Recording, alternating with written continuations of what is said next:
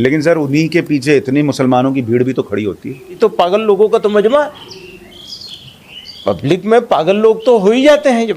السلام علیکم دوستو، ابھی جو مولانا محمود مدنی نے اسد الدین اویسی صاحب کے خلاف جو بات کہی اس پر جو ہے سارے مسلمان بہت ہی غصے میں ہے. مولانا محمود مدنی نے اسد الدین اویسی صاحب کے خلاف اس طرح کی بات کہی کہ جو بھی مسلمان اسد الدین اویسی صاحب کے ساتھ کھڑا ہوا ہے وہ سب کے سب پاگل ہے. تو سوچئے کتنا گھٹیا بات کہہ دیا اس نے کہ ہمارا جو لیڈر، مسلمانوں کا جو لیڈر ہے، صرف ابھی ایک ہی انسان کو مانا جاتا ہے جو کہ اسد الدین اویسی صاحب ہے.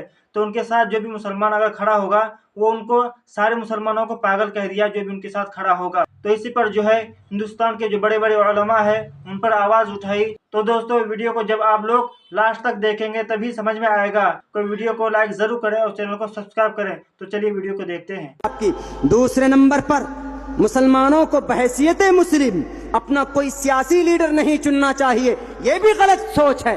ہندوستان ایک آزاد ملک ہے. لیڈر صاحب، جنرل سیکریٹری صاحب، کوئی بھی یہاں پر اپنا سیاسی لیڈر چن سکتا ہے.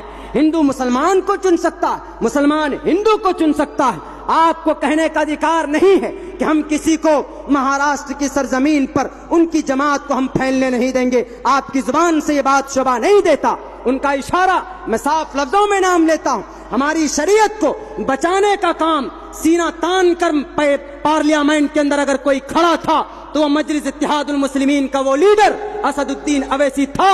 وہ ہمارا لیڈر اس معنی کر ہے کہ جب سارے دنیا کے بڑے بڑے ایم پی تھے وہاں پر چپ تھے، لیکن انہوں نے اگر شریعت کو بچانے کا کام کیا ہے تو وہ ہمارا ہے لیڈر. ہم مانتے ہیں سیاسی پہلو اعتبار سے انہوں نے ہندو کو بھی، دلت کو ساتھ لیا ہے اور مسلمان کو ساتھ لیا ہے جو کہ بہت زیادہ غریب، کچلے اور دبے لوگ ہیں. سیمانچل ہندوستان کا سب سے غریب علاقے کے اندر نام لیا جاتا ہے، لیکن سیمانچل کی بدحالی کے لیے ابھی رپورٹ پیش کرنے والا کوئی ابھی تک پیدا نہیں ہوا تھا. یہی اسد الدین اویسی نے غریب، دلت، مسلموں کے لیے ایک بل پیش کیا سیمانچل کے تئیں، تو وہی اسد الدین اویسی ہے. طلاق کے خلاف ہندوستان کی سمویدھان کو سامنے رکھتے ہوئے طلاق ایک سول قانون کو کرمنل ایکٹ میں ڈالنے والا وہ لوگ غدار ہیں جنہوں نے ہماری شریعت کی طرف، شریعت کو بدلنے کی بات کی. تنہا آواز بلند کرنے والے کہاں تھے آپ؟ کہاں تھے؟ مگرمچھ کے آنسو بعد میں بہاتے ہیں. معصوم بچیوں کا اپہرن کر لیا جاتا ہے. کبھی کبھی تو نہتھے لوگوں کی ہتیا کر دی جاتی. اس وقت آپ کہاں پر بیٹھے ہوئے ہوتے ہیں؟ بعد میں آتے ہیں آپ مگرمچھ کے آنسو بہانے کے لیے.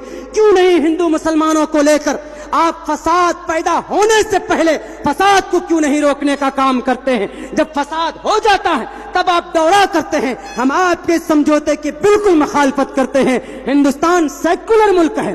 اگر اسد اویسی صاحب نے اگر دلت کے خلاف، دلت کے لیے ان کا حق لینے کی بات کی ہے تو ہم ان کے ساتھ ہیں. بلکہ کسی بھی مظلوم کی آواز کوئی بھی بندہ اگر اٹھاتا ہے، ہم اگر اٹھاتے ہیں تو ہمارا ساتھ ہونا چاہیے.